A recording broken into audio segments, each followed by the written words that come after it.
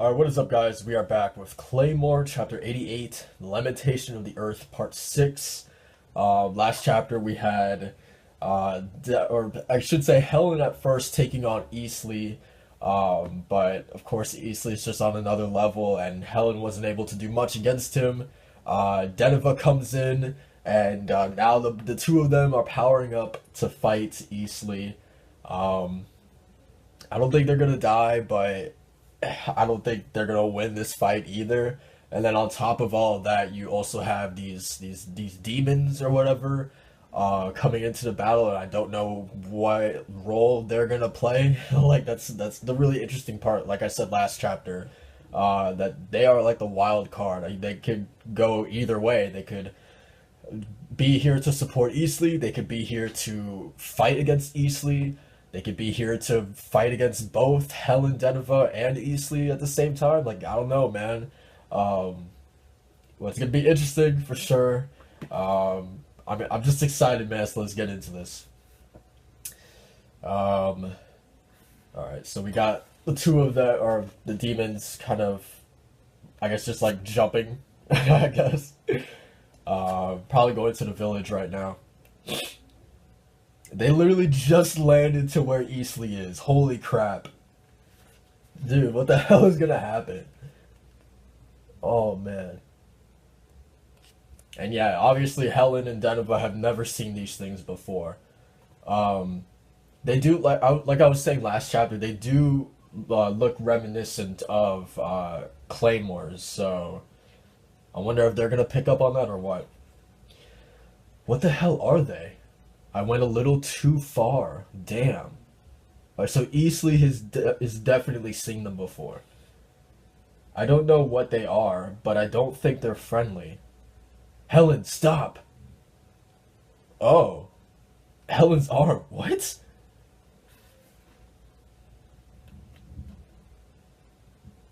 Whoa, one of them got her in the eye. Holy crap, okay. Yeah, one of them stabbed her in the eye. But man, if Deneva wasn't there, man, and Deneva was able to sense something that Helen wasn't able to notice or whatever, because she told Helen to stop whatever she was doing. Okay. Um. So Helen's going to grab her sword. I'm guessing. Grab your right arm, reattach it, regenerate your eye quickly. Alright, so one just appeared right behind Deneva. This thing. Oh, okay, the other girl's here. Interesting. There's so much happening right now, man. I feel like I can't keep up. Alright, so the other girl is here. It's you. Don't move. Hold your breath and freeze. Makes sense, because that's what she did when the demons were like walking through the woods, right? Like she just kind of like, I guess, held her breath, and that's how that one demon that was like right next to her, I guess, wasn't able to see her or like locate her. Interesting. Oh man, dude. If one ever got this close to me, I would fucking breathe, man. Like I would be so scared that I would like accidentally let out a little bit of a breath, man, and I would be killed on the spot probably. um okay, so the demon walked away. All right, now move slowly. They react to quick movements. What the hell are they? Are they? I don't sense any Yoma energy. It's like they're easily just transformed, dude.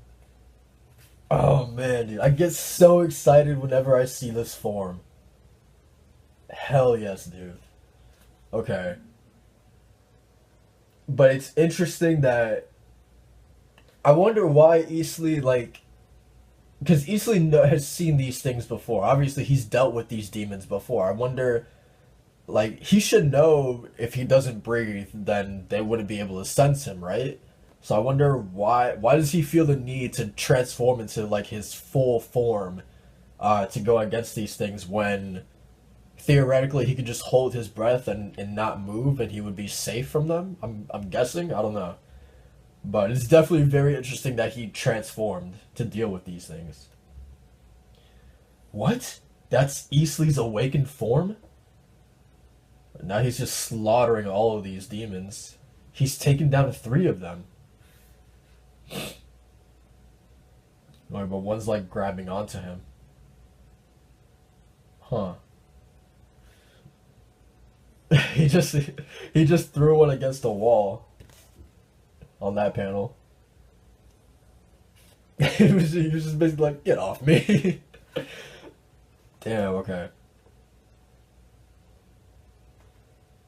I don't know what these creatures. I mean, there has to be some twist, right? But like, I don't know. Like at face value, I don't know what these creatures hope to accomplish going up against a awakened form Eastly. Like, I don't know what they think they're gonna be able to do to him.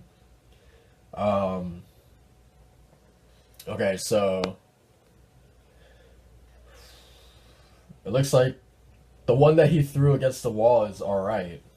I wonder if you just have to like decapitate them. That's how like you fully kill them, or you stab their head, or stab their hearts, or something. Because it seems like all the ones that he took down are like regenerating themselves. Interesting. Impossible. They're immortal, dude. Dude, look at that, dude. It's so sick. I love it. I just love that. The design of his awakened form has got to be one of the best like designs I've seen in like all of manga. I know it's like it sounds so like I'm being so like hyperbolic about it, but it's such a cool design, man. And just like the bow and arrow arm, like come on, it's like unrivaled to me. Be gone. Now he's just firing at all of them. Let's go. This town is done for. So now they're running away, which is smart. I would get the hell out of here too. Like I would not stay and watch this carnage. And Eastly's firing at them as well. Those things. Do you think he'll be able to defeat them? No, I suspect it's impossible. Just like other Yoma and Awakened ones, their vulnerable points are their heads. That is to say, as long as they guard that vulnerability, they can retain enough energy to regenerate rapidly. That's why no matter what happens, they move in such a way as to protect their heads. So you're saying they're awakened ones? They were created by the organization as weapons against the creatures of the abyss. Interesting. Honestly, I was not expecting to get answers like this soon, but I'm glad.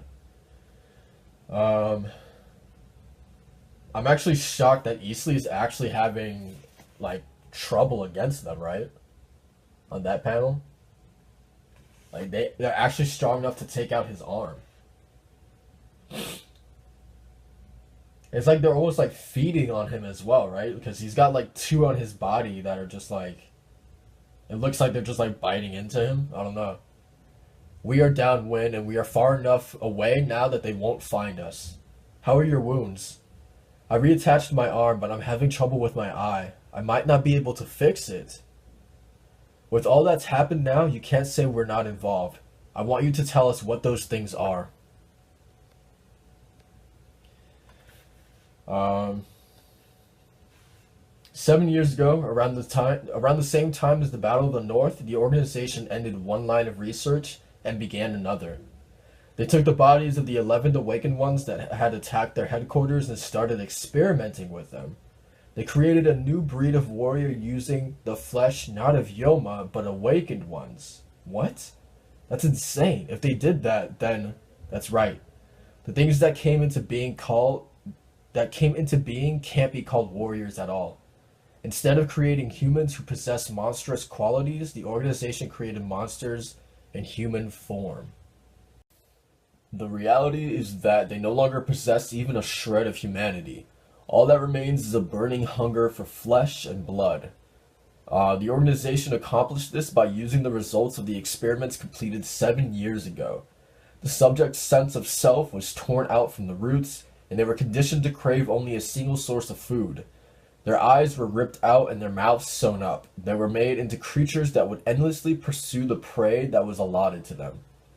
It almost sounds like maybe like the next or like the natural evolution of like Alicia and Beth, because like just the fact like with Alicia and Beth, like one of the twins like sense of self just like kind of doesn't exist, or I think both of them, right? Both of their like senses of self just doesn't exist anymore. They're just kind of like walking like killing machines almost. Um, so yeah, it almost kind of feels like it's like the natural progression of like what Alicia and Beth were supposed to be. Um, yeah. Okay, so yeah, their eyes were gouged out, their mouths are sewn shut. They were modified so that they cannot release Yoma energy, and as a result, they are not able to read Yoma energy. They are simply imprinted with the scent of their prey, and then released to wander the southern lands in search of it. I'm guessing that prey is fucking Eastleigh, right? It has to be. I gotta give it to the organization, man, to create um these to make these experiments, to make these creatures, and to imprint them with the sole goal of hunting Eastleigh. No wonder Eastleigh's in hiding, man. Like, and that has to be like super annoying for him too, man. Um, so they're not able to read Yoma energy, but they're imprinted with the scent of their prey. Okay. God, dude, that's so annoying. Like, how does Eastleigh even hide then if they are all imprinted with his scent? How does he hide from this? Um, and that one food they were conditioned to? Oh my god. Exactly. Agents of the organization obtained it here in the south, a piece of Eastleigh's flesh. Damn.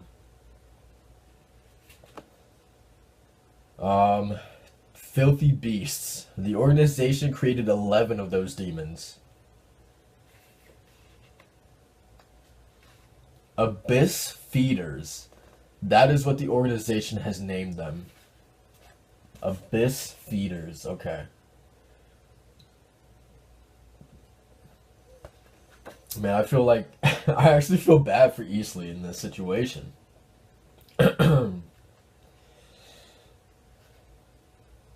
Yeah, and just notice their mouths actually just came. Their mouths just opened. But how the hell does Eastleigh like get out of this situation, man? Honestly, I don't know how he's gonna be able to get out of this. Um, that's crazy, and if I wonder if at some point in the story are they going to go after Refool as well? Just like, will they at some point the organization be able to get a piece of Refool's scent or like her DNA or whatever, and then create a new batch of Abyss feeders to specifically go after Refool?